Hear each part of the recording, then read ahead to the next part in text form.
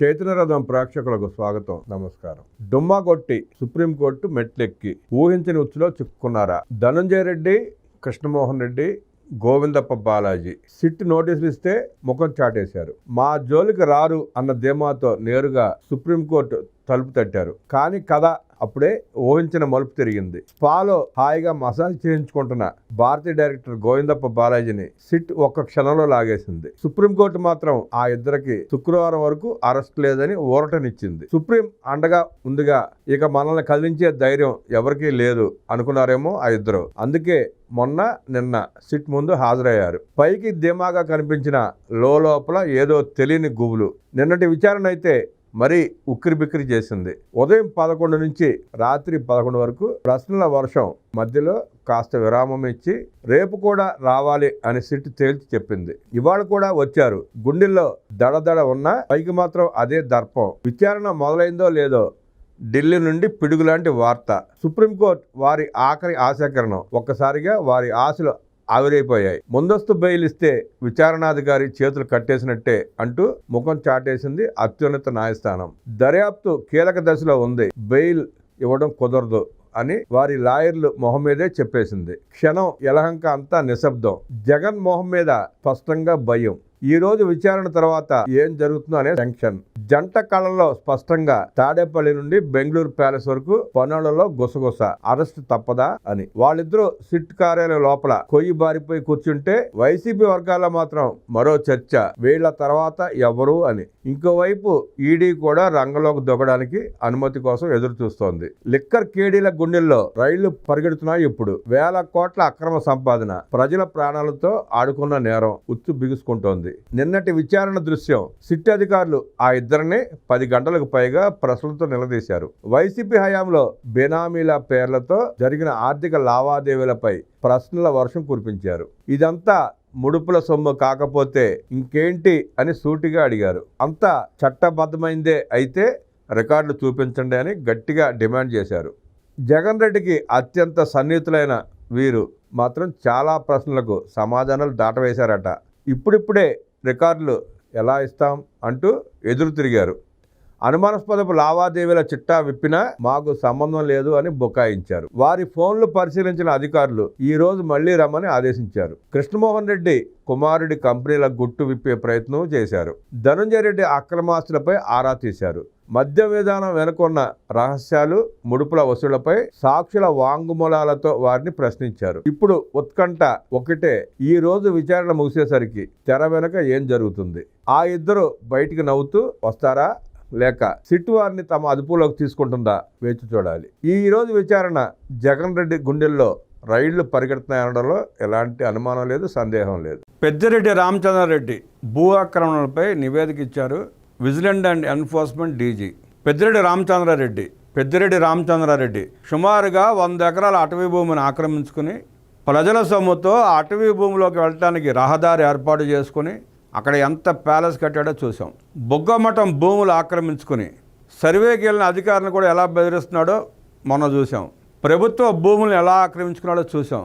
Private వ్యక్తులకు సంబంధించిన భూములు కూడా దౌర్జన్యంతో, అధికార మదంతో ఎలా ఆక్రమించుకున్నాడో చూసాం. ఇప్పుడు ఈ నివేదిక ఇచ్చింది పెద్దిరెడ్డి రామచంద్రారెడ్డి కుటుంబం మీద. నివేదిక ఇచ్చింది ఒక భూ ఆక్రమణల మీదే.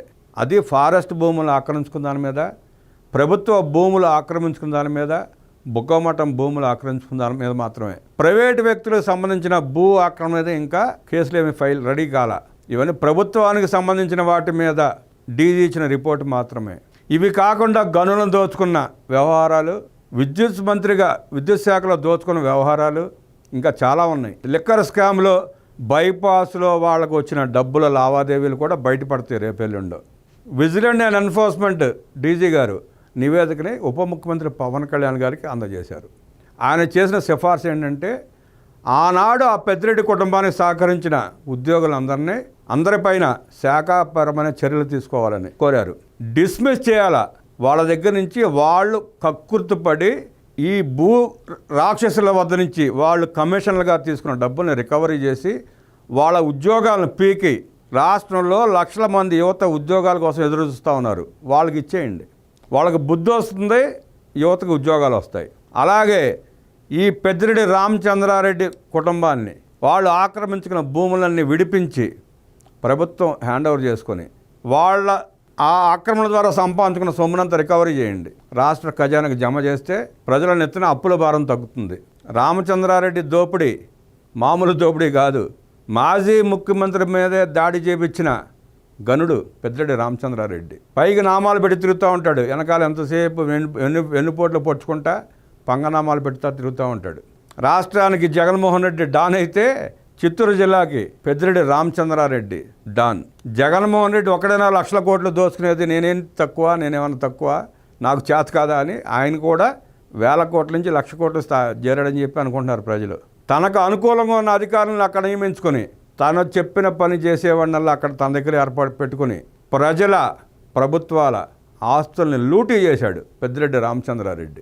మదనపల్లి ఎంఆర్ ఆఫీస్లో తన లెక్కల బొక్కలు ఎక్కడ బయటపడతాయనని ఫైల్స్ మొత్తం తగలపెట్టించిన ఘనాపాటి పెద్దిరెడ్డి రామచంద్రారెడ్డి. ప్రజల ప్రాణాలంటే ఆయనకి లెక్క ఉండదు. తన ఇంటికి లెక్కల మూటల చేరాయా లేదన్న ఆలోచన తప్ప ప్రజల బాగోగులు ఏనాడు పట్టించుకున్న పాపాన పోలేదు పాపాల పెద్దిరెడ్డి. ఈ నివేదికలో సంబంధిత శాఖల భూములు ఆక్రమణలకు గురవుతున్నా రక్షించలేని వారిని బాధ్యులను చేయాలని, ఆక్రమణదారులపై క్రిమినల్ కేసులు నమోదు చేయాలని సిఫార్సు చేసింది. ఉప ముఖ్యమంత్రి అటవీ పర్యావరణ మంత్రి పవన్ కళ్యాణ్ ఈ నివేదికను పరిశీలించారు. అటవీ భూముల ఆక్రమణలకు సంబంధించిన అంశాలపై సంబంధిత శాఖల అధికారులతో చర్చించారు. విజిలెన్స్ అండ్ ఎన్ఫోర్స్మెంట్ డీజీ సిఫార్సులకు అనుగుణంగా చర్యలకు ఉపక్రమించాలని ఉన్నతాధికారులను ఆదేశించారు. అటవీ భూములను సంరక్షించలేకపోయిన అధికారులను గుర్తించి నివేదిక రూపొందించి శాఖాపరమైన చర్యలు తీసుకోవాలని ఆదేశించారు.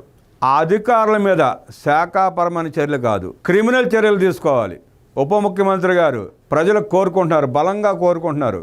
అలాంటి వారి మీద శాఖాపర చర్యలు అంటే సస్పెండ్ చేయటమో, డిస్మిస్ చేయటమో, కొన్నాళ్ళు బ్రేక్ ఇవ్వటం చేస్తారు. అది కాదు సమస్యకు పరిష్కారం.